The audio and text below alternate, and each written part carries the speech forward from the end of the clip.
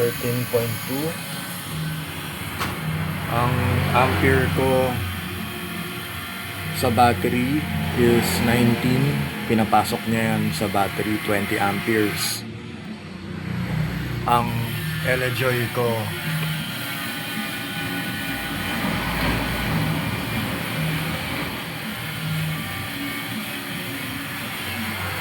$40 amperes for the LJoy,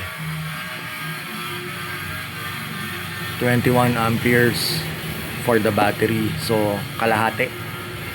Yung kalahati kinakain ng load. Ang load ko eto, yung e-bike. Ito naka-charge yung electric car. Ito, yan. Ang charge niya 60 volts, 5 12 volt na 20 ampere.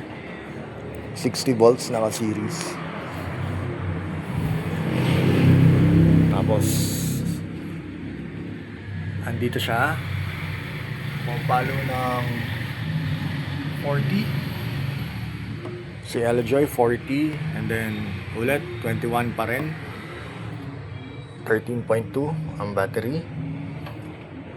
Ang inverter na ginagamit, ayan, Peito 3000.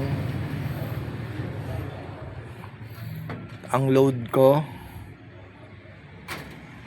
na nakalagay is isang charger, isang refrigerator, isang charging ng electric vehicle. Ayan. Tapos electric fan. Yan yung umaandar sa ganyang kalakas.